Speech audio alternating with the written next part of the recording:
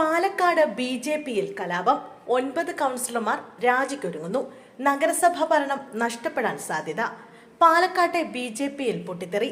യുവമോർച്ച ജില്ലാ പ്രസിഡന്റ് പ്രശാന്ത് ശിവനെ ബി.ജെ.പി ജില്ലാ പ്രസിഡന്റാക്കാനുള്ള തീരുമാനത്തിനെതിരെ മുതിർന്ന നേതാക്കൾ ശക്തമായ പ്രതിഷേധവുമായി രംഗത്തെത്തി. പ്രസിഡന്റ് തെരഞ്ഞെടുപ്പിൽ കൂടുതൽ വോട്ട് നേടിയവരെ മാറ്റി നിർത്തി ഏകപക്ഷീയമായി അധ്യക്ഷനെ തെരഞ്ഞെടുത്തു എന്നാണ് ഒരു വിഭാഗം നേതാക്കളുടെ ആക്ഷേപം.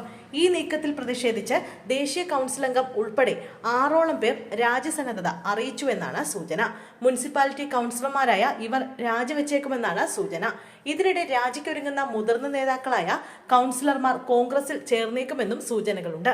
കൗൺസിലർമാരെ വരുതിയിലാക്കാൻ കോൺഗ്രസും ശ്രമം ആരംഭിച്ചിട്ടുണ്ട്. കോൺഗ്രസ് പ്രവേശനം സംബന്ധിച്ച് സന്ദീപ് വാര്യർ മുഖേന ചർച്ച നടന്നെന്നാണ് സൂചന.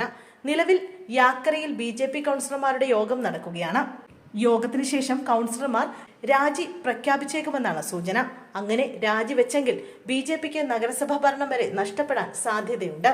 അതേസമയം വർഗീയ ചേരി വിട്ടുവരുന്ന ആരെയും കോൺഗ്രസ് സ്വീകരിക്കുമെന്ന് രാഹുൽ മാങ്കൂട്ടത്തിൽ എം.എൽ.എ. പറഞ്ഞു.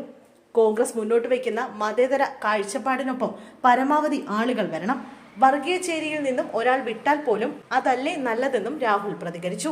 പാലക്കാട്ടെ ബി.ജെ.പി കൗൺസിലർമാരടക്കം വിമതയോഗം വിളിച്ച് നേതൃത്വത്തെ വെല്ലുവിളിച്ച സാഹചര്യത്തിലായിരുന്നു രാഹുലിന്റെ പ്രതികരണം.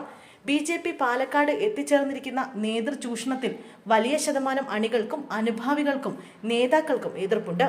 അതിന്റെ പ്രതിഫലനം പാലക്കാട് ഉപതെരഞ്ഞെടുപ്പിൽ കണ്ടതാണ്. വർഗീയ പ്രത്യശാസ്ത്രം വിട്ട് ആര് വന്നാലും സ്വീകരിക്കും.